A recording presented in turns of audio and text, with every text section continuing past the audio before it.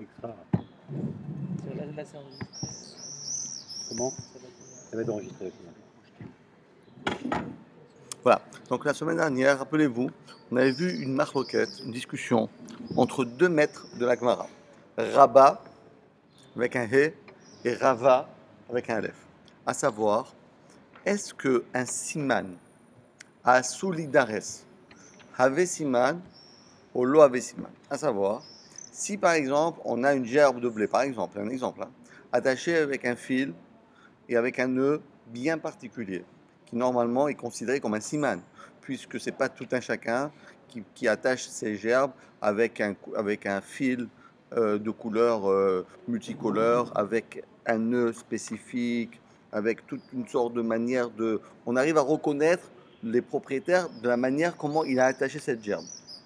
Mais du fait que cette gerbe, elle est à même le sol, et que les gens peuvent, quand ils passent, ils marchent dessus, est-ce qu'on considère qu'un siman, un signe, a solidares qui est fait pour marcher dessus? Parce que les gens, ils font pas toujours attention à ce quand ils marchent. Ils marchent, voilà, ils marchent, des fois ils marchent dessus, et qu'est-ce qui va se passer? La ficelle elle va se casser. Après, le deuxième va marcher, elle va s'ouvrir, le nœud va s'ouvrir. Le troisième, qu'est-ce qui va se passer? Il va éparpiller les gerbes. Le quatrième, il va passer, il va prendre cette ficelle, il va l'envoyer à 5 mètres de là-bas. Donc au bout de 15, 20 personnes, 100 personnes, ben, il ne reste plus rien. Est-ce que c'est ça qu'on pense? On dit non. En fin de compte, il y avait un siman. Peut-être les gens, lorsqu'ils voient quelque chose comme ça, ils font un détour. Ou bien maximum, ils le ramassent pour le donner pour faire la mitzvah de la Shataveda. En tout cas, ils ne le piétinent pas à tel point qu'ils vont annuler le siman. C'est ça la maroquette entre Rabba et Rava. Est-ce que siman et Asouy, qui est fait l'idares pour être piétiné, est-ce que Have siman, est-ce que c'est un bon siman, ou la Have siman, c'est pas un bon siman? C'est ça ce qu'on avait appris la semaine dernière, ok? On se rappelle de ça? Ok. Maintenant, comme on avait déjà plusieurs fois, on a déjà eu l'habitude déjà, on se rappelle bien la Gemara, qu'est-ce qu'on fait quand il y a une marloquette? Qu'est-ce qu'on fait quand il y a une marloquette? Eh bien, on fait appel à des textes qui sont ancestrales, qui remontent déjà au Tanaïm, parce que la marloquette entre Rabba et Rava, c'est une marloquette d'Amoraïm. Et nous, les Amoraïm, lorsqu'on discute, eh ben, toi tu dis oui, moi je dis non, on peut pas avancer. Il suffit simplement d'amener une preuve qui relève des maîtres de la Mishnah, de la Braïta, de la Tosefta, c'est-à-dire les Tanaïm. Alors si un Tana, Rabbi Shimon Bar Yochai, Rabbi Meir, Rabbi Akiva, Rabbi Yossi, Rabbi Nechemia, etc., il dit la thèse de Rabat ou la thèse de Rava, eh bien automatiquement, voilà, je me retire. Et c'est ça l'enjeu de la Gemara. Et ce qu'on va faire maintenant, faire un petit exercice, c'est qu'on va essayer d'amener une Braïta et de voir, l'analyser, ou une Mishnah, une Braïta, une Tosefta. On va analyser tout cela et on va essayer de voir est-ce qu'on a une preuve pour la thèse de Rabat ou bien la thèse de Rava. C'est ça toujours la Gemara. La Gemara, c'est quoi? On lance un forum. Allez, oui ou non? Alors on discute, oui, non, non. Vous voyez, après on est bloqué. Qu'est-ce qu'on fait? On amène des preuves. Il faut amener des preuves. Alors, si on a une preuve d'un pasouk, ah ben, que demande le peuple? Mais si on n'a pas une preuve d'un pasouk, on a une Mishnah. Si on n'a pas une Mishnah, on a une Braïta. Si on n'a pas une Braïta, on a une Tosefta. Et comme ça, on passe en revue tous les textes des Tanaïm. Et si on n'a pas trouvé, la maroquette, elle reste telle qu'elle a été exposée au départ. Et si on a trouvé, alors on dit Tioufta. Soit Tioufta, on dit bah, écoute, ce que tu as dit, ça ne tient pas la route. Pourquoi? Parce qu'on a trouvé une preuve des écrits clairs et précis. Voilà, donc on a bien compris? Allez, au travail. Tashma, Boshma, bien écoute. Deux points, ouvrez les guillemets. Kikarot Shel Nartom. Are Elu Shelo. On avait appris dans cette fameuse Mishnah, regardez dans le dessin si vous pouvez voir, on voit dans le dessin, est-ce que vous voyez? Vous voyez dans le dessin? On a vu dans le dessin qu'il y a des pains qui ont été cuits dans un four. On parlait des fours tout à l'heure. Hein. Pas trop parler des fours. Dans un boulanger. Donc tous les pains, regardez, tous les pains, ils se ressemblent comme deux gouttes d'eau. Tous les baguettes, c'est les mêmes baguettes. Par contre, Et donc, celui qui trouve une baguette dans la rue, qu'est-ce qu'il en fait? Eh bien, arrochez-le. Parce qu'il n'y a aucune personne au monde qui peut dire c'est ma baguette. Mais comment ça peut être ta baguette? Mais comment tu peux savoir? Non, mais c'est ma baguette, je viens de l'acheter, ok, mais il y en a 50. Et vous savez, le débit d'une boulangerie, il y a 100, 200, 500 baguettes qui se vendent dans la matinée. Donc, si tu trouves une baguette, peut-être c'est toi, mais peut-être il y en a 500 autres qui sont venus acheter. Donc, tu peux pas te le rendre à toi. Donc, arrêtez-le. La baguette, elle m'appartient. Mais, ha, shel balabait. Mais si, par contre, regardez le deuxième dessin, un peu plus bas, la deuxième partie du dessin, il y a le pain fabriqué maison. Alors, il y a le pain, vous voyez, chaque pain, il est différent. Il y a un pain qui est carré, il y en a qui est en forme de rond, il y en a qui marquent leur nom, Réhouven, Shimon. Donc, chaque pain qui appartient à une maîtresse de maison, ben, elle a fait différemment. Les chalotes de vos femmes, de nos femmes, eh ben, il y a jamais, vous verrez jamais la même chala. Et d'ailleurs, ce qui est intéressant, c'est toujours la même recette et il n'y a aucune chala qui a le même goût. Vous avez remarqué? C'est la même recette. Tout le monde fait la même chose. Mais les chalotes de toutes les femmes, de tous les femmes juives, jamais vous verrez que ça a le même goût. Vous allez chercher, ah, ils sont bons ces chalotes. Mais qu'est-ce que c'est mis dedans? Ah, j'ai mis de la farine, de l'eau et du sucre. Mais comment t'as fait? Super bon. Et je vois là, ah oui, c'est super bon. Et jamais au même. Pourquoi? Parce que chacun, il a sa touche personnelle. Et donc, cela fait que si j'ai trouvé un pain carré, un pain rond, un pain torsadé, un pain avec une écriture, avec une initiale, donc je sais très bien, et ce pain, cette challah, moi je la connais les chalotes de ma... Je connais les chalotes, ta femme a fait comme ça, moi, ta femme a fait comme ça. Moi, si je connais ces chalotes de monsieur tel, c'est les chalotes de madame tel. Et donc, dans ce cas-là, dit la Mishnah, ah, qu'est-ce qu'on va faire? Eh bien, on le ramasse et on va marquer à la choule, synagogue, on dit voilà, j'ai trouvé des chalotes. Alors, celui qui a perdu, il vient et dit tu sais, moi j'ai perdu.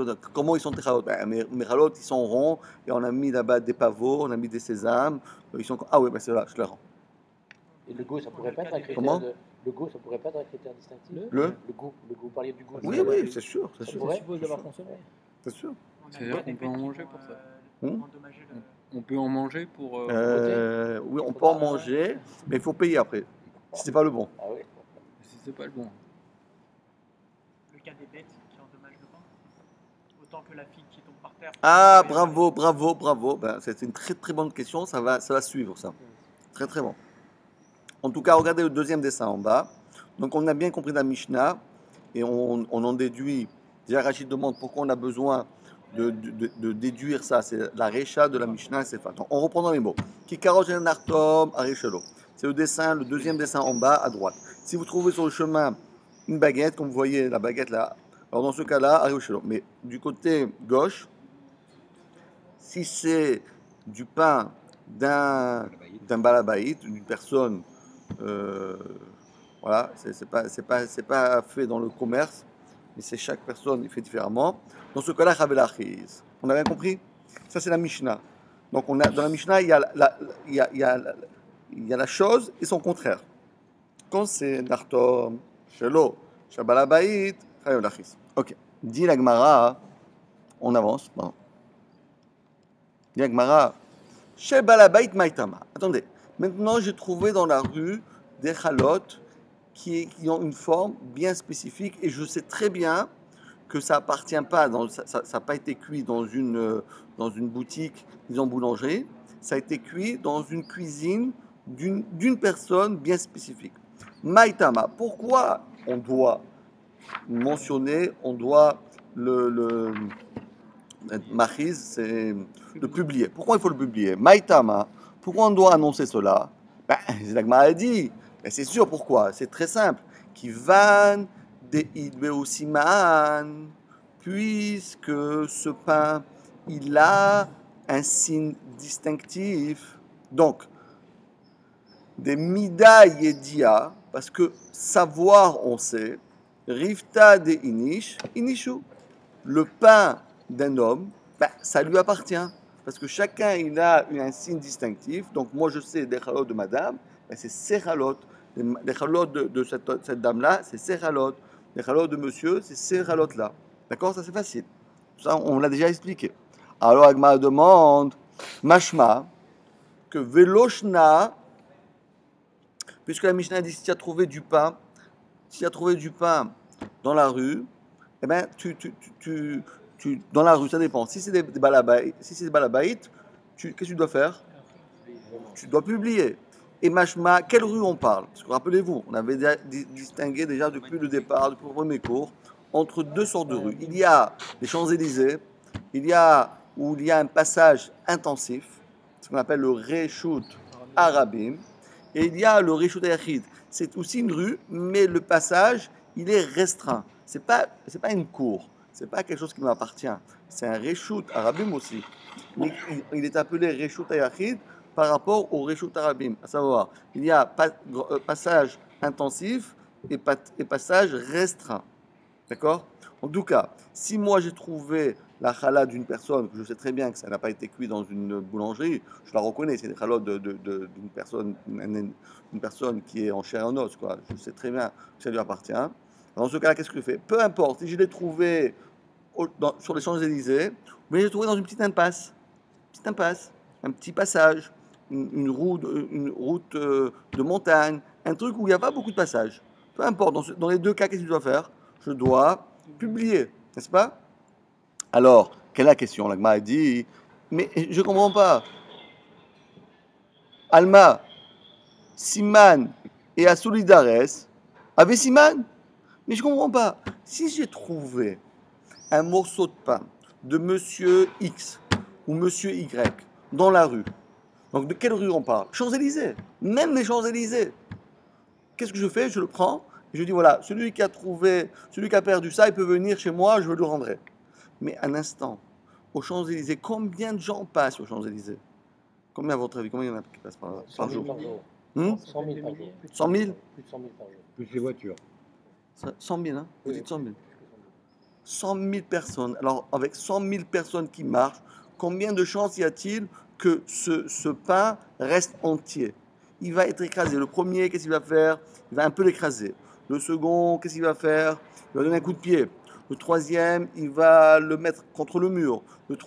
Au bout de X personnes qui vont passer, eh ben, qu'est-ce que je vais retrouver? Je vais retrouver des miettes, des petits morceaux de pain. Le siman, il a été complètement déchiqueté, écrasé et effacé. Donc, comment on peut dire, comment Rabbi dit que Siman et Asolidares, lo ave Siman, disait Rava. Mais on voit ici mes fourrages que Siman et Asolidares, même un Siman qui risque d'être écrasé, quand même, c'est suffisamment sûr pour que la personne ne se décourage pas. Et donc, si elle ne se décourage pas, elle ne fait pas youch. Donc, si moi je viens et je la trouve, eh ben, je dois la rendre. Mais d'après le Mandamar, que Siman et Asolidares, lo ave Siman. Donc, pourquoi le Siman? Parce que moi je sais, j'ai perdu un morceau de pain dans Champs-Élysées, tu crois que je vais le retrouver? C'est sûr que je ne le trouverai pas. Donc, qu'est-ce que je fais? Je fais youch à 100%. Déjà, dès que je l'ai perdu, 5 minutes après, je dis laisse tomber, je ne le trouverai pas. Même si je refais marche arrière, eh ben, je vais retrouver des miettes de pain. Il n'y aura pas de siman, parce que tout le monde va marcher dessus. Donc si tout le monde va marcher dessus, j'ai aucune chance de retrouver mon morceau de pain, mes chalotes. Et donc, d'après cet avis-là, on devrait dire normalement que are eolo shelo. Pourtant, dans la Mishnah écrit chayav le'achiz. Donc le fait que dans la Mishnah écrit chayav le'achiz, c'est une preuve sans équivoque que siman et Asou qu'on peut écraser, et ben la personne il dit non, ben ça s'écrasera pas. J'ai confiance en Dieu. Hachem fera que ça s'écrase pas. Moi je fais demi-tour et je vais retrouver mon objet entier, pas écrasé. Personne ne va l'écraser. Ah mais il y a une chance que ça s'écrase. Non, moi j'ai confiance que ça va pas s'écraser. Et donc je suis pas mityaesh. Donc si tu le trouves toi, qu'est-ce que tu dois faire? Ben tu dois le rendre. C'est ça ce que dit la Mishnah. Donc on a pour l'instant 1-0. C'est une preuve extraordinaire. De cette Mishnah, on a une preuve que même les choses qui risquent d'être écrasées, malgré tout, la personne ne se décourage pas. Et qu'est-ce qu'elle pense dans sa tête? Elle dit est-ce que je vais le retrouver ou pas? Oui, je vais le retrouver. Sa femme elle lui dit, mon chéri, tu vas pas le retrouver. Mais je te dis que je vais le retrouver. Mais au contraire.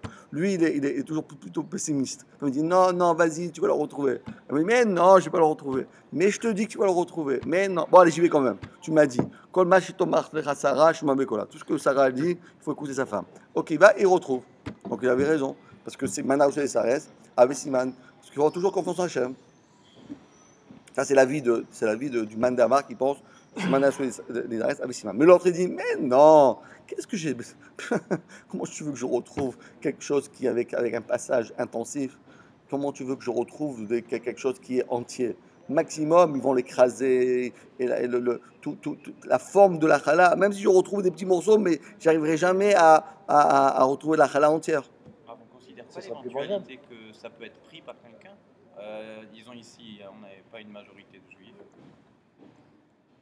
Ah, ici, dans notre Pérec, on parle à Meacharim. On parle que des gens religieux, des gens honnêtes et des gens qui font la Torah. C'est vrai, si on est parmi les goïms, alors ça ne marche pas parce que les goïms ne connaissent pas toutes ces choses-là. Dès qu'ils trouvent quelque chose, ils le prennent. Avec un siman, sans siman, ça ne fait aucune interférence. Quelqu'un qui a faim, même quelqu'un. Mais nous, en tant que juifs, qui observent la Torah, même si on a très faim, on n'a pas le droit de prendre. C'est pas à nous, c'est du vol. C'est du vol manifeste, on n'a pas le droit de prendre. Donc toutes nos Pérec parlent dans une société qui vivait à l'époque où tous les gens faisaient la Torah. Et maintenant, on est en train de réfléchir quelles sont les réactions qu'ont les gens par rapport à cet événement d'avoir perdu quelque chose qui risque d'être écrasé, qui risque d'être abîmé. C'est l'enjeu. Ok, donc on a pour l'instant 1-0. Bravo. Il m'a dit Tioufta de Rabat. Donc Rabat qui dit que Siman et Assoul Idares l'oave Siman, c'est une question. Donc on a vu la marque entre Rabat et Rava, et pour l'instant on a Rava qui a 1 et Rabat 0. Alors qu'est-ce que tu dis toi? Maintenant à toi de te défendre. Monsieur Rabat, on attend ton intervention.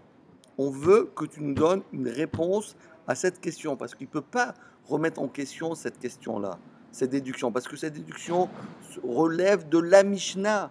Tu peux pas dire, bon, laisse tomber, moi ça ne m'intéresse pas. Ça ne m'intéresse pas, c'est la Mishnah ça. Tu peux pas remettre en question la Mishnah. La Mishnah c'est une vérité absolue, tu ne peux pas remettre en question. Donc, qu'est-ce que tu dis toi Rabat? Question, point d'interrogation, qu'est-ce que tu dis? Tioufta de Rava. Amar lecha Rabat. Et Rabat il dit, mais non, c'est pas une question. Là, pas une question. Pourquoi? Tama. Tu sais pourquoi là-bas il faut le rendre? Parce qu'on parle des chalotes. On parle de. Moi, il dit Rabat, moi je suis d'accord. Rabat, avec le E. Moi je dis, chaque chose qui est par terre, les gens les écrasent. Mais lorsqu'on trouve du pain dans la rue, il n'y a aucun juif au monde qui marche dessus. On n'a pas le droit de marcher dessus. Pas le droit, c'est assuré de marcher sur du pain.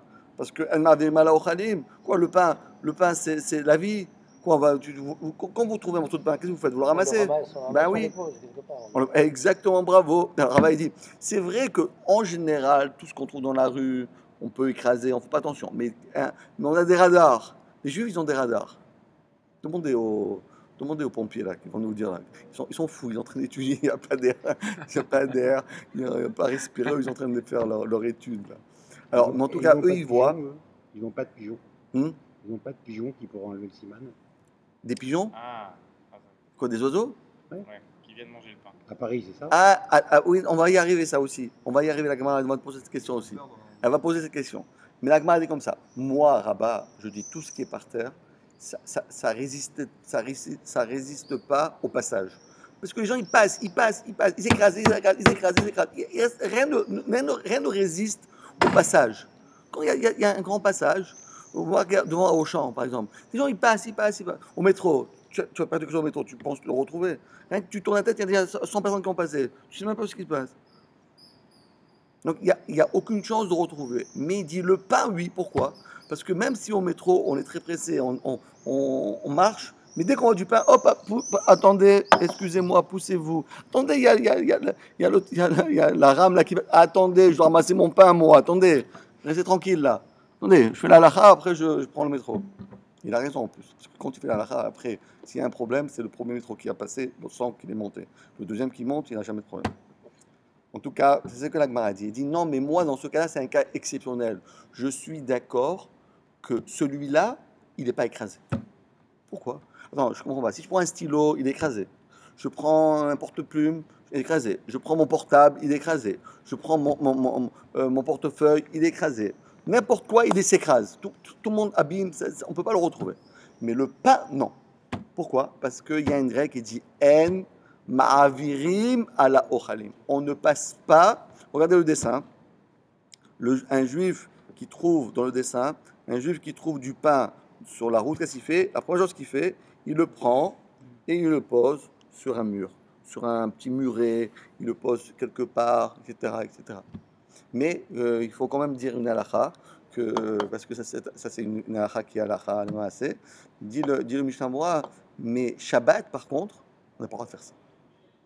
Parce que Shabbat, on trouve du pain, on n'a pas le droit de le lever et de le mettre sur un petit muret. Pourquoi? Parce que la rue, c'est un reshoot arabim. Mais si on le met sur un muret, alors si le muret il est haut de 1 mètre, de le prendre de la rue et de le mettre sur un muret, je fais une avera minatora. Je suis chayav mita. Tiens, pour mon autre pain, eh oui, pas plus que ça. Pourquoi? Parce que j'ai transporté, j'ai fait sortir de la rue dans un domaine public à un domaine privé. Et si c'est moins que 10 tfachim, c'est un carmélite. Carmélite, j'ai aussi pas le droit de le faire. S'il est moins maintenant que 3 tfachim, alors c'est comme un réchut arabim, j'ai le droit de le faire. Mais comme c'est tellement compliqué de connaître tout ça à la route, en tout cas, Shabbat, on ne peut pas le faire. Alors, en Paul, je le prends dans un réchut arabim et je le mets dans un réchut yachid qui appartient à quelqu'un de privé. Non, tu le mets dans un petit muret, comme ça, sur une poubelle ou sur une. Ces trucs. Aujourd'hui, c'est bien parce qu'à Paris, partout dans toute la France, ils ont fait le câble. Tu vois, il y a des petites bornes comme ça qui sortent. Tu mets là-dessus. Ça, tu mets comme ça. Mais Shabbat, c'est difficile parce que si cette borne-là, elle est par exemple à 1 mètre de hauteur, c'est un réchut yachid. Donc Shabbat de le faire, de le mettre ici et de le mettre là-haut, t'es chayav. Ok? Cette réputation, elle ne vaut que pour le pain. Que pour le pain. Que pour le pain. Ça veut dire que Rav, il a raison sur toutes les autres choses. Rabat, il dit, moi je suis d'accord avec toi, Rava, que le pain. C'est-à-dire il a fait une restriction à sa règle-là. Le pain, c'est différent. Ok. Ah, la Gemara, voilà la question. La question, la Gemara dit, ok. Mais tout ça, c'est bien beau si on était comme on vient de dire, dans une société où il n'y avait que des juifs. Mais il y a quand même des goïms. Vaïka goïm. La Gemara répond, il y a Nochim, goïm, c'est des goïms là-bas. Répond, Nochim chayshel kshafim. Alors la Gemara dit un truc que quoi? Les goïms, eux, ils ont peur du pain. Quand ils voient du pain par terre, ils ont peur. Ils ne touchent pas. Pourquoi? Parce qu'ils se disent, si j'écrase le pain, ça va me porter malheur. Ils ont peur du pain. Pourquoi? Parce qu'ils savent que le pain, c'est la bracha. Et marcher sur du pain, c'est un peu bafouer la bracha. Il dit, moi j'ai peur. Il va savoir que celui qui a jeté le pain, s'il n'a pas mis un sort dedans, il n'a pas fait de la sorcellerie, je touche là-bas, je suis électrocuté. Peut-être c'est radioactif. Je ne sais pas qu'est-ce qu'il va avoir. Vous savez, là-bas, en Syrie, ils nous mettent du gaz partout. Allez savoir ce qui se passe. Oh là, je touche pas. Agma demande avec Klavim. Mais il y a quand même des animaux, il y a des chiens. Mais les chiens, vous croyez qu'eux, ils prennent les choses, ils n'ont rien à faire, les chiens. Ils ne font pas les mitzvot, les chiens. Je ne sais pas, parce que par exemple, à Neuilly, par exemple, on s'imagine que les chiens ils font les mitzvot. Pourquoi? Parce que les gens, ils ont plus de chiens que d'enfants. Alors on se demande si c'est pour leur faire la bar mitzvah ou je ne sais pas pourquoi ils ont tellement de chiens. Les enfants parce qu'ils ne peuvent pas avoir de chiens. Le maître, le chien. C'est ça. Alors voilà, il y a tout ça, tous les animaux. Les animaux, ils vont le bouger, ils vont l'écraser, ils vont le manger. Il y a un animal qui vient, il voit un morceau de pain, il va le manger, il va le croquer dessus. Donc le siman, il va sauter. La Gemara dit, Be'atra delo shriar be'ma veklavim. On parle dans un cas où À Mea Shearim, il n'y a pas de chien. La vérité, c'est qu'à Mea Shearim, il n'y a pas de chien. Pas de chien. Pas de chien. Des chats. Ah, par contre, des chats, il y en a. Oh là. Il n'y en a pas qu'à Méchérim. Ah, les chats, il y en a Partout en Israël. partout. Ah, les chats, il y en a partout. Mais par contre, les chats, il n'y en a pas. Ok, bravo. Donc, on a bien compris la Mishnah. La Mishnah ne pose pas de questions. Maintenant, on a fait un partout. Allez, on va faire maintenant deuxième tentative. Lima ketanae. La Gemara dit, maintenant qu'on n'est pas arrivé à prouver la véracité de la thèse de Rabat, ni la véracité de la thèse de Rava. Pourquoi? Parce qu'on est arrivé dans une impasse. Chacun, il a trouvé la manière de s'en sortir. Maintenant, on va faire appel à un deuxième texte, de la Mishnah toujours. Qu'est-ce qu'on avait appris dans notre fameuse Mishnah? Ketanae. Lima, c'est-à-dire, est-ce qu'on va dire Ketanae comme les Tanaïm qui vont suivant? C'est-à-dire, est-ce qu'on va dire que la marloquette de Tanaïm ressemble à la marloquette de Rabat et Rava? Qu'est-ce qu'on va faire? Alors, on va voir d'abord quelle est cette marloquette. Quelle est cette marloquette qui est mentionnée dans la Mishnah, la première Mishnah qu'on a étudiée? Alors, 2 points, ouvrez les guillemets, et la voici. Rabbi Yehuda Omer, notre maître Rabbi Yehuda dit. D'ailleurs, c'est très intéressant, parce qu'il n'écrit pas Amar, Omer. Omer. C'est vrai, ça fait 2000 ans, il est mort. Non, Omer, il dit tout le temps la même chose. Il dit encore, aujourd'hui il le dit. C'est pas Amar. C'est pas, la Torah, c'est pas du passé. C'est pas, il fut un temps, à l'époque ancestrale, à l'époque, je ne sais de quoi, il y avait une fois un grand rabbin qui a dit, non, Omer. Omer, il dit maintenant, quand est-ce que je viens de le dire maintenant, il y a 5 minutes, la preuve. Et d'où je sais que c'est vrai? Parce que moi, je viens de le dire maintenant. Et vous le dites tout de suite. Donc, je veux dire, il est Omer, non? Est-ce qu'on peut dire Omer pour quelqu'un d'autre qu'un Tanaïm? Oui. Même pour un. Ah oui. Amorim, Ah oui, pour les Tanaïm, la Moraïm, pour tous les rabbinim qui sont dans la Torah, tout le monde Omer. Parce que chez nous, les gens qui nous ont quittés, ils ne sont pas morts. Il y a des gens qui vivent, ils sont des morts vivants, oui. Mais il y a des gens qui sont morts alors qu'on les voit vivants. Mais nous, les morts, ils sont vivants. C'est les vivants, qu'on ne sait pas s'ils sont vraiment vivants ou pas. Ça, c'est un problème. Mais ceux qui sont morts, c'est sûr qu'ils sont vivants.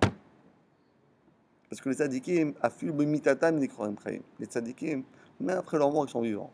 Et les réchaïm, même quand ils vivent, vous les voyez tous en Mercedes, mais en fait, ils sont morts. Mais tu es mort, toi. Hé, chef, t'es mort, t'as compris? Tu lui dis ça, il va le prendre d'une drôle de manière. En tout cas, dit la Gemara, Rabbi, alors on va faire la Mishnah. 2 points, ouvrez les guillemets. Rabbi Yehuda Omer. Rabbi Yehuda dit, Kol davar, sheshbo shino krayav lachiz. Il a dit un enseignement qui est tout à fait exceptionnel, qui relève de son avis personnel. C'est perso, c'est un avis perso de Rabbi Yehuda. Qu'est-ce qu'il dit? Si nous avons un aliment, et dans cet aliment, il y a un défaut. Vous savez, par exemple, on va dire, lorsque vous achetez par exemple, une batterie de casserole, d'accord? Et dans une casserole, il y a un défaut. La manche, elle n'est pas bien faite, elle est un peu tordue, d'accord? Donc c'est quelque chose, en réalité, tous c'est les mêmes, mais dans ce produit-là, il y avait un défaut. Dit Rabbi Yehuda, kol davar, chaque chose. Shesh bo shinui, qu'on trouve à l'intérieur de cette chose-là, quelque chose qui sort de l'ordinaire, chayav lachis. C'est suffisamment considéré comme un siman pour que moi, quand je l'ai trouvé, je dois le publier. Ketzat, comme par exemple, Matzah Igoul. J'ai trouvé dans la rue, Igoul, on avait dit, c'était un pain de figue. Et par inadvertance, la personne qui a fabriqué ce pain de figue, qu'est-ce qu'il a fait? Sans faire exprès, il devait mettre, j'imagine ça, il devait mettre dans des jarres ou bien dans toutes sortes d'ustensiles. Et l'ustensile s'est cassé et un petit morceau d'argile a pénétré dans ce pain de figue. Et maintenant, moi, je trouve ça. J'ai trouvé ce pain d'argile et il y avait un défaut. Il y avait un bug dedans. C'était quelque chose de pas normal. Dit Rabbi Yehuda, dans ce cas-là, je dois quand même le publier. Pourquoi? Parce que la personne qui l'a perdu, c'est vrai que de perdre un pain de figue, il y en a tellement il y en a tellement il y en a tellement dans le monde, il y en a tellement dans le monde que c'est impossible de retrouver son propriétaire. Mais là, c'est différent. C'est un produit où il y a un défaut. Le fait qu'il y ait un défaut, avec le défaut, je peux le retrouver. Parce que quand je perds mon stylo à billes, d'accord, Bic, il y en a tellement, personne ne peut savoir si c'était le mien, peut-être c'est le mien, peut-être c'est le tien. Mais si mon stylo à Bic, il avait un défaut, c'était quoi? C'était un stylo, on va faire un exemple, hein, c'était un stylo bleu, mais il écrit rouge. C'est un stylo bleu, truc bleu et tout ça, mais c'est écrit rouge dedans. Vous voyez le truc bleu, c'est tout bleu, mais c'est écrit rouge. C'est un super défaut ce truc-là. Donc si vous trouvez dans la rue, ben, il faut le publier. Parce que le jour où quelqu'un va dire « Hey, j'ai pas de Sobic », dis-moi, moi j'en ai un, toi t'en as. Non, mais le mien écrit rouge. Le tien écrit rouge. Ah ouais, c'est un rouge, c'est incroyable, tiens, je te le rends. Mais c'est normal. Parce que si tu as trouvé le défaut, non, pour ça qu'il faut jamais, des fois on se dit « Oh, pourquoi ça m'est arrivé à moi? Regarde, j'ai acheté ça. » Ouais, des fois ça marche. Parce que le défaut, des fois, c'est ce qui va nous sauver. D'accord? Ça, c'est la vie de Rabbi Yehuda. Miklal, dit Tanakama.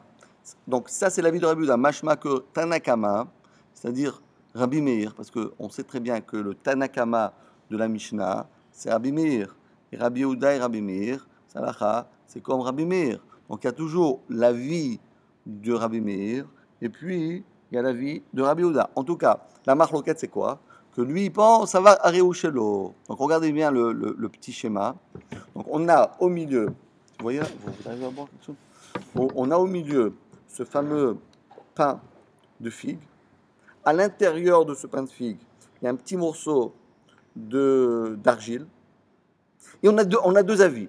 À droite, on a un camarade qui dit eh ben, ça sert à rien, ça, c'est rien. Tu peux le prendre. On a dit non, comment ça sert à rien? Je peux retrouver mon objet, je peux retrouver mon aliment grâce à ce petit morceau d'argile. Et donc, Chayav Lachis, Marloket, Tanakama, il dit à Réouchelo, et Rabbi Yehuda, il pense, Chayav Lachis. On a bien compris? La Rachel est comme Rabbi Yehuda. Ah non, Meir. non, parce que toujours Rabbi Meir et Rabbi Yehuda, Alachak Rabbi Meir. C'est un Mishnah comme Rabbi Meir. Parce que dans la Mishnah, on dit Shelo. Oui, parce que c'est Rabbi Yehuda. Mais toujours quand on dit. Ah, Tanakama, je crois que c'était Rabbi Meir. Oui, Tanakama, c'est Rabbi Meir. Tanakama, c'est Rabbi Meir. Dans le Mishnah, on dit rien. On dit Chayav Lachis dans la On Mishnah. dit Chayav Lachis dans la Mais c'est Rabbi Yehuda. C'est Rabbi Yehuda, ça. Ah, Rabbi Yehuda. Mais Tanakama, c'est qui est Rabbi Meir. Stam Tanakama, c'est Rabbi Meir. ah oui. D'accord? C'est Rabbi Meir, Rabbi Yehuda dans la Mishnah. Eh oui, c'est Rabbi Yehuda. C'est marqué défaut, livrer Rabbi Meir. Oui. Alors sur ça, la marge a écrit qu'on n'est pas Gorès. Hein? Oui, et à part ça, parce que Stam Mishnah, c'est Rabbi Meir. Même si on ne l'écrit pas, c'est Rabbi Meir. Qu'elle va remettre quand on l'écrit. C'est pour ça que sur la marge de Roche, il dit. Pour l'histoire de Rabbi Yehuda, Rabbi Meir, il ne s'est pas positionné là-dessus. Si, parce que si Rabbi Yehuda il vient rajouter ça, c'est mashma, la déduction, bravo. C'est que la Gemara dit Miklal des Tanakama, on peut en déduire qu'on déduit, parce que c'est toujours comme ça. Si au départ, on dit des choses, on va dire des règles générales, on dit une règle générale. Et après, on dit, et dans ce cas-là, moi je pense comme ça, mashma, que moi qui n'ai pas dit ça, je pense au contraire. C'est ce que la Gemara dit Miklal, de là on peut en déduire. Des Tanakama, ça va, Réouchelo. Ok? Bravo. Bon, tout ça, c'est très bien. On a bien compris la marloquette? Est-ce que c'est bien compris? La marloquette. Maintenant, pour l'instant, on n'est pas rentré dans notre sujet. Est-ce que Siman et Asoulidares avaient Siman, mais Siman et Asoulidares avaient Siman? On n'a pas encore rentré. On va y arriver. Ah, maintenant, écoutez bien, c'est ça que j'ai dit que ça vaut la peine de regarder bien l'ordinateur, parce que c'est un peu complexe. Je vais faire d'abord un petit schéma. Regardez le schéma qui est là. Il y a, pour expliquer cette marloquette entre Rabbi Yehuda et Rabbi Meir, en réalité, il y a trois manières de l'expliquer. Je mets en parenthèse, il y a trois manières de l'expliquer. On a la première manière, c'est ce que vous voyez dans le dessin. Est-ce que quelque chose qui a été mis par inadvertance, c'est un siman ou c'est pas un siman? Ça peut être ça la marloquette. Deuxième manière de comprendre la marloquette entre Tanakama et Rabbi Yehuda, de dire, est-ce que les gens, lorsqu'ils voient un morceau, ça c'est pas du pain, mais c'est aussi un aliment. Tu vois un aliment aussi, tu n'as pas le droit de marcher dessus. Tu vois une pomme, tu marches de la pomme. Tu vois, quand on trouve n'importe quel aliment, on n'a pas le droit de marcher. C'est pareil que le pain, n'importe quoi. Alors, est-ce que les gens marchent ou les gens ne marchent pas? C'est peut-être une deuxième manière de comprendre la Mishnah. Troisième manière de comprendre la Mishnah, cette marloquette-là, c'est la troisième partie de la Mishnah, c'est de dire si de marcher dessus, c'est considéré comme c'est un siman ou c'est pas un siman. Alors maintenant, la Gemara, elle va nous donner, c'est un scoop que la Gemara nous dit, elle va nous donner, pour bien comprendre le raisonnement, elle va nous faire d'abord un point de, on va faire, on va dire, on va nous donner, elle va un peu résumer les bases pour mieux comprendre la question. Et elle va dire comme ça. Pour l'instant, savroa. Qu'est-ce que ça veut dire ce mot-là, savroa? Quel est le chorage du mot savroa? Très bien, ça veut dire savoir sur quoi? Très bien. Alors pour l'instant, on pense comme ça. On va faire deux égalités. Et la troisième, c'est la différence. Deux égalités. Ça veut dire quoi deux égalités? On a dit qu'il y a trois manières de comprendre la Mishnah. Ou bien la marloquette, c'est un siman qui a été mis par inadvertance. Ou bien la deuxième manière de comprendre la Mishnah, la marloquette, c'est est-ce que les gens ils marchent dessus ou ne mangent pas dessus. Troisième manière, est-ce que quelque chose quand on marche dessus, est-ce qu'une personne se décourage ou ne se décourage pas? Pour l'instant, on a pensé qu'on a deux égalités et que la marloquette, elle est rien que dans le numéro 3. Vous voyez le truc? Égal, en bas, marloquette. Égal, marloquette. C'est-à-dire, tout le monde est d'accord que quelque chose qui a été mis par inadvertance, c'est un siman. Tout le monde est d'accord que les gens ma'avirim ala ochalim, que les gens ils marchent dessus. Et tout le monde, et la marloquette, qu'est-ce qu'est la marloquette? La marloquette, c'est simplement de savoir est-ce qu'un siman à la solidaresse avait siman ou lo avait siman. Dans les mots. Savoir, on a pensé, dès les coulées alma, soit Rabbi Meir, soit Rabbi Yehuda, soit Tanakama, soit Bouddha, qu'est-ce qu'il lui pense? Siman Abamelav avait siman. Donc la première possibilité, il n'y a pas de marloquette. Ça, c'est un axiome qui a été accepté d'une manière unanime entre les deux, Tanakama et Rabbi Meir. Ou ma'avirim ala ochalim. Ma'avirim, regardez le dessin, vous vous rappelez le dessin là qu'on avait vu? Est-ce que ma'avirim, ma'ochim, lui dit en ma'avirim, les gens ne marchent pas dessus, mais d'après l'autre, on avait dit ma'avirim. On ne voit pas le dessin, mais d'accord, c'est ce dessin-là, vous voyez. Est-ce que les gens, ils le lèvent, ils le mettent sur le petit muret, oui ou non? Donc on avait vu que le rabbin avait dit en ma'avirim. Mais pour l'instant, on est dans l'option que ma'avirim. Les gens, ils marchent dessus, regardez, le pied dessus. On dit il a mis le pied dans le plat, mamache, tac, il écrase. Maintenant, puisque les gens, ils peuvent marcher dessus, est-ce que moi, je suis découragé, oui ou non? Marloquette. My love. Donc la marloquette, c'est quoi? My love, n'est-ce pas?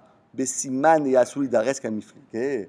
N'est-ce pas? Que voilà le point de mire, le point important, le point de discussion entre Rabbi Meir d'un côté et Rabbi Yehuda de l'autre, c'est quoi? C'est justement le troisième cas que vous voyez ici. C'est-à-dire quoi? Est-ce que, en marchant dessus, le fait que les gens marchent, c'est sûr qu'ils marchent, mais est-ce que moi je suis découragé parce que je me dis je ne retrouverai jamais? Oui ou non? D'après Tanakama, il dit Siman Asoulidares, ça vaut rien du tout. Donc j'ai le droit de le prendre. Ariouchelo.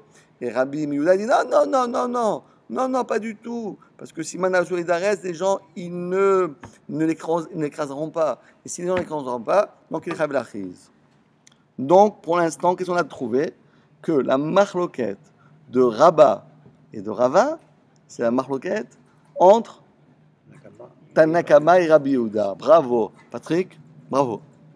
Ah non, c'est bon, ça c'est bien. Allez. La Gemara explique. Mar Savar, un il pense le Ave Siman, ou Mar Savar Siman. Bravo. On est bien d'accord? Ça va, tu es avec nous, Yaakov? On a beaucoup de Chinou, il y a Siman. Où c'est Chinouille? Où vous avez vu Chinouille?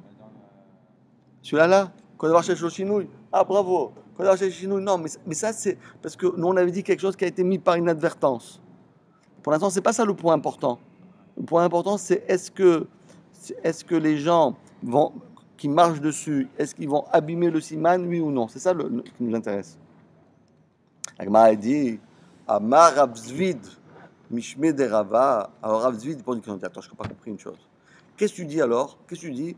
Tu es en train de me dire qu'il y a une marloquette entre Rabbi Yehuda et Rabbi Meir. Est-ce que Siman et Asoulidares avaient Siman ou lo avaient Siman? Quelque chose que les gens ils vont marcher dessus. Est-ce que c'est considéré? Est-ce qu'on peut encore espérer retrouver un résidu de Siman ou non?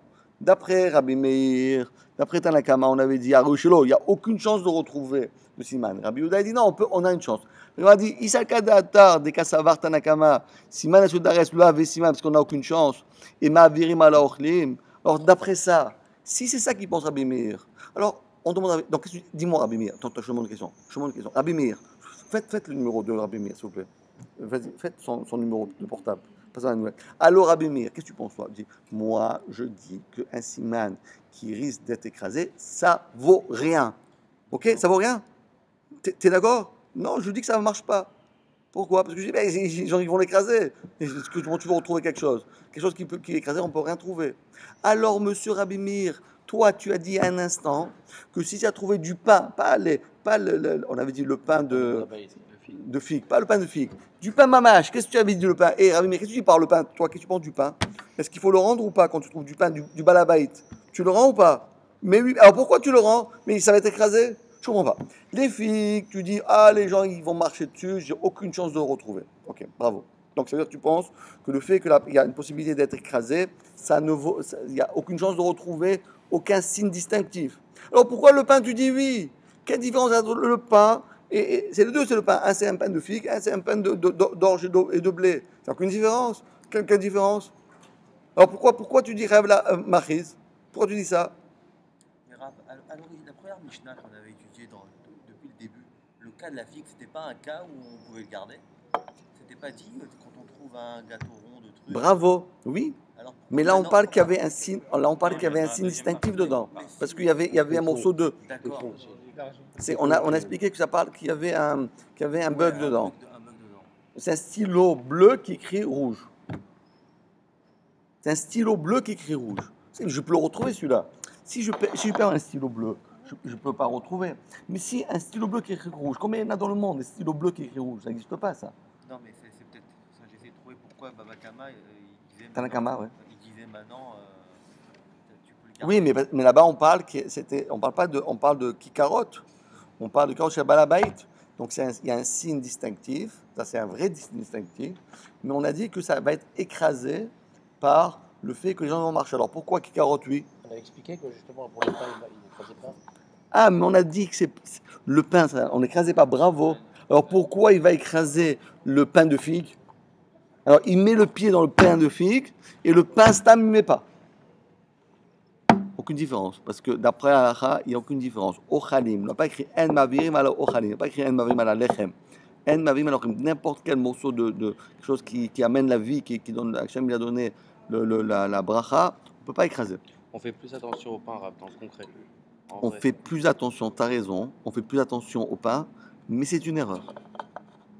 C'est pas plus volumineux. Non, c'est une erreur parce que les gens, parce qu'en général, à l'époque, Symbolique, le pain. oui, c'était plus symbolique et les gens ils ont plus appris ça, mais en vérité il n'y a aucune différence. Parce que les deux c'est Hachem, c'est la parnassa, c'est la vie, c'est quelque chose qui peut nourrir une personne. Tu ne marches pas quelque chose qui va nourrir une personne. Mais sur le fait d'envelopper un morceau de pain avant de le jeter par exemple dans une poubelle, on doit avoir la même réaction sur un autre aliment autre que le pain? Non, c'est vrai que le pain il a une gdoucha spéciale, il y a une gdoucha spéciale sur le pain, mais par rapport à marcher dessus, ça revient au même. De marcher dessus, de la même manière qu'on n'a pas le droit de marcher sur le pain, on n'a pas le droit de marcher sur une pêche, ni un abricot, ni sur une pomme, on n'a pas le droit de faire ça. Et ni sur un pain de figue.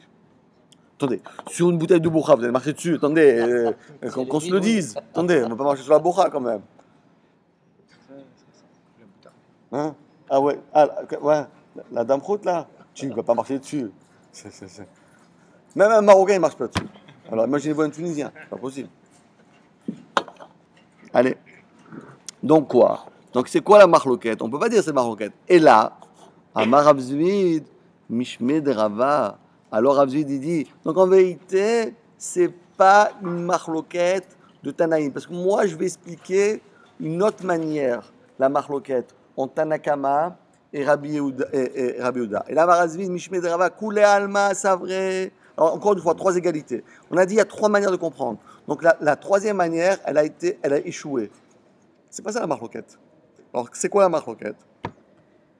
On va dire l'égalité, il est que tout le monde est d'accord. Siman et Asoulidares avec Siman. Non, même si on marche dessus, on retrouvera toujours quelque chose. Uma avirim ala ochnim. Les gens ne marchent pas dessus. Pardon, les gens ils marchent dessus et c'est pas grave. Alors que la marloquette? Et la marloquette, celle qu'on avait déjà compris depuis le départ, c'est du fait que c'est pas toi qui l'as mis. Attendez, je pose une question. Si vous avez acheté un stylo un bleu qui écrit en rouge, et vous le savez, ok, peut-être c'est une manière de retrouver votre stylo. Mais le bonhomme là, il a acheté un pain de figue. Il n'a même pas coupé en deux. À l'intérieur du pain de figue, il y a un morceau d'argile. Je ne sais même pas lui. Comment tu veux qu'il va le retrouver? C'est ça qu'il dit Nakama. Il dit, mais Nakama, il dit, mais si tu l'as pas mis, si tu mettais exprès ta bague dedans, donc tu as une chance de le retrouver, parce que tu dis, hé les amis, j'ai perdu mon pain de figue avec une bague dedans. Ok. Mais toi, tu l'as pas mis exprès. C'est méélave. C'est tombé par inadvertance.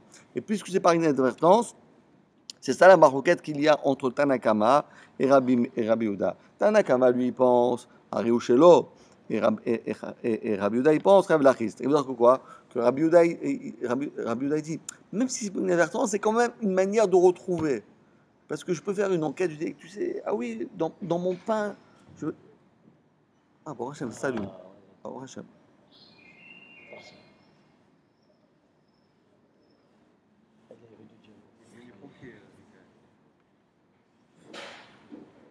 Il se convertit aujourd'hui, il faut se convertir, il faut avoir plusieurs arcs, plusieurs fils dans son arc.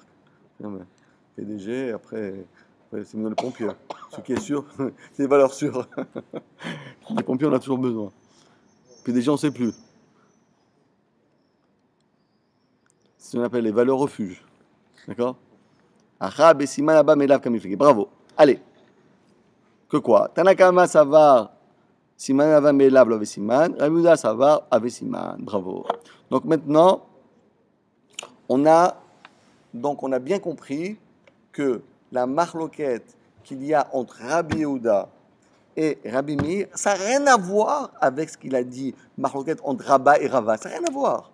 C'est pas ça le sujet. C'est hors sujet. De quoi on marloquette? La marloquette, c'est pas Siman Abba Melav ou lo Siman Abba Melav. C'est ça le problème. Un siman qui a été mis par inadvertance. Est-ce que c'est considéré comme un siman ou ça n'a pas été un siman? C'est ça la marloquette et c'est comme ça que Rava, avec un aleph, explique. Rabba Marlecha. Et Rabba dit non. Ouais, mais toi c'est facile. Hein. Toi tu as interprété la Mishnah comme bon te semble. Et tu as pris comme axiome tes axiomes perso à toi. Moi, je vais faire la même chose que toi, mais je vais prendre d'autres axiomes. Et qu'est-ce que je vais dire? Non, que découle Alma. Siman et Asoulidares, l'oave Siman, comme moi je pense. C'est pas un Siman, parce que les choses s'abîment. Et pourquoi dans le pain de figue, c'est différent? Parce que les gens, ils le mettent sur le muret. Alors, quelle est la marloquette qui est entre Rabbi Meir et Rabbi Yehuda? La marloquette entre Rabbi Meir et Rabbi Yehuda, c'est un Siman qui a Bamelav. Est-ce que c'est un bon Siman ou pas? D'après Rabbi Meir, c'est pas un bon siman. D'après Rabbi Yehuda, c'est un bon siman. Bravo. Est-ce que vous avez compris ce cas-là? Donc, en d'autres termes, je résume. Qu'est-ce qui s'est passé dans cet épisode de la Gemara? Cet épisode de la Gemara, il est tard. Dans cet épisode de la Gemara, il s'est passé la chose suivante. Oui, parce qu'on a éteint le feu, on a fait plein de choses. Hein. On n'a pas fait que étudier la Gemara. Ouais. On a sauvé Aleph. on va recevoir la médaille. Hein. Qui S'il c'est n'y avait qui a- pas eu cours, Hein? s'il n'y avait pas eu cours, la cuisine prenait. À la vérité, hein, Ah ouais. c'est heureusement qu'il y avait des gens. Hein. Parce que souvent, ça, on ferme, ça Non, reste c'est allumé. vrai. Imaginez-vous, Attention, maintenant. un petit quart d'heure en plus, il n'y avait personne. Ça aurait été Catastrophe. tous les Sefer Torah, tous les Sfarim. C'est une bien faire. Hein. Puis il y a le monsieur qui a le code aussi. Hein, pour Et, hein, la porte heureusement, était heureusement, il y fermée. avait le C'était code. fermé. Oui, il était fermé. Ça prend feu comme ça. Après, le code, pas code, ça ne sert plus à rien les codes après, dans ce cas-là. Non, mais pour ouvrir la porte. Oui, déjà, à ce pour- moment-là, mais oui, après oui. un quart d'heure, Après, c'est fichu. après les codes, ça nous Et fait les plombiers, ça a mis longtemps à venir. énormément de temps. Ça a mis longtemps. Pas rapide. Hein? Mais ils ne savaient pas, eux. Imaginez que c'est des Khadija Ouais, qui font comme 15 ça. minutes, je vais regarder si ça sent un peu. Hmm. Je vais regarder si ça sent dans la Oui, salle. oui, oui. Alors, regardez, alors donc, premier épisode, c'est quoi quel est cet épisode-là? C'était un épisode hyper intéressant. C'est qu'on a voulu faire une parallèle entre la maroquette de Rabat et Rava avec la maroquette des Tanaïm. Rabbi Meir et Rabbi Yehuda, on a voulu faire une parallèle. Et chacun dit, hé, mon cher ami, ça n'a rien à voir. Ne m'embarque pas, parce que je vous explique pourquoi. Parce que c'est pas bon de dire que moi je pense comme l'un et toi tu penses comme l'autre. Parce que si moi je pense comme l'un et la halakha c'est pas comme moi, j'ai rien gagné. Donc ce que je dis c'est faux. Donc moi je préfère, moi Rabat, moi Rava, je préfère expliquer que la Mishnah, elle va d'après tout le monde. Comme ça ne m'interpelle pas à moi dans ma discussion, dans ma manière de voir les choses. Donc chacun, qu'est-ce qu'il a fait? Il a essayé d'interpréter la Mishnah qui sort du contexte de Rabat et Rava. Et comment ils ont expliqué ça? Les deux, ils ont expliqué, c'est quoi la maroquette? Siman et Abba Me'elav avait Siman ou avait Siman. Comme ça, ils ont expliqué. Hein, que quoi? Quelle différence entre le premier et le deuxième? C'est qu'est-ce qu'on prend comme axiome? Est-ce qu'on prend que c'est Siman à Soudares avec Siman ou pas à Soudares Siman? Voilà comment se termine donc ce petit épisode-là de Gemara. Alors, vous voulez faire un petit chazara rapide? Yaakov, il est parti, monsieur? On retourne à la lumière. Oui, peut-être, ouais, on va voir un peu ça. Ouais. Montrer les tables.